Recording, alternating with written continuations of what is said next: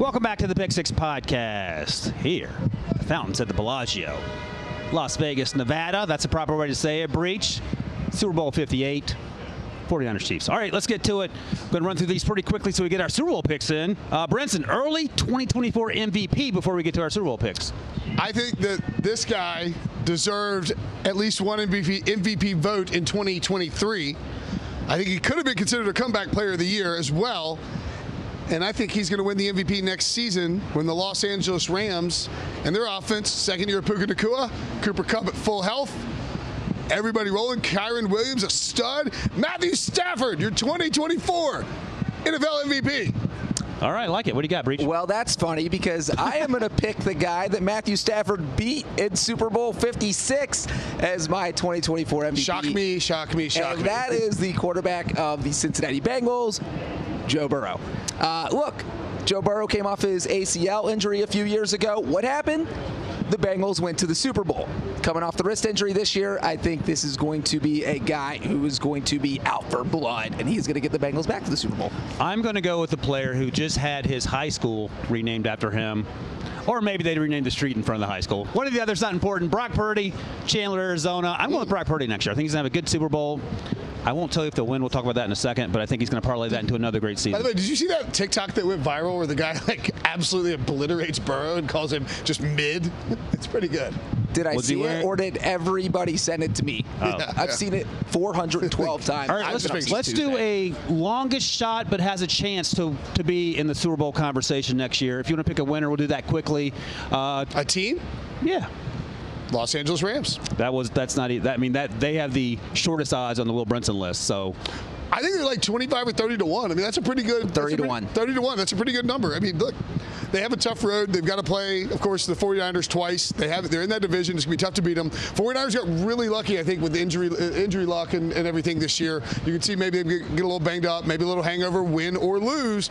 The Rams have great coaching. They have done a fantastic job developing talent around Matthew Stafford, and they have an elite quarterback who will one day be in the Hall of Fame. Breach. I am not going to go with the LA Rams, even though I actually like that pick a lot. I'm going to go with the Green Bay Packers. That's a good one. Ryan, look, we saw what they did this season. The 49ers are absolutely the team to beat in the NFC, and the Packers proved they can go toe-to-toe with them. They have a very smart coach. Jordan Love plays very much within Matt LaFleur's system, unlike the quarterback before that who would always go off script. And you could see it on almost every play that LaFleur would just be so frustrated and think, I can't do anything because he's a four-time MVP and he's going to do what he wants. That was the Aaron Rodgers era. The Jordan Love era is a full go now, and I think that they might be able to get to the Super Bowl with I'm going to keep it short and sweet. Houston Texans build on what they did this year. All right, let's do Super Bowl picks. Brinson, we'll run through these. What do you got? I got the Kansas City Chiefs. Look, everybody's on the Chiefs. A little concerning. The line keeps moving towards the Niners. I think the Niners can win. No doubt about it. I think it'll be a close game. I think it'll be a low-scoring game. But at the end of the day, the Chiefs have Patrick Mahomes and Andy Reid and Travis Kelce. What did I say the weeks leading up to the playoffs, Wilson?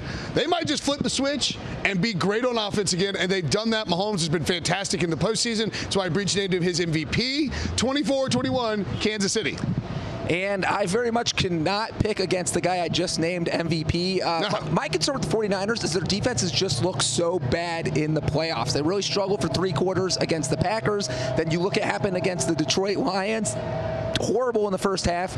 You can't play like that against Patrick Mahomes. So if something like that happens and the Chiefs jump out to an early lead, it's over. I think that is going to happen. I think the Chiefs win by double digits, 31-20, just exactly the same score as Super Bowl 54. Brinson talks about flipping the switch. I almost feel like Sean Merriman should be their mascot with us. Remember his flip the switch celebration? Yeah. That would be awesome. I'm going Chiefs too. It's not hard, guys. Don't make it complicated. But guess what? We're done. Our Super Bowl coverage here.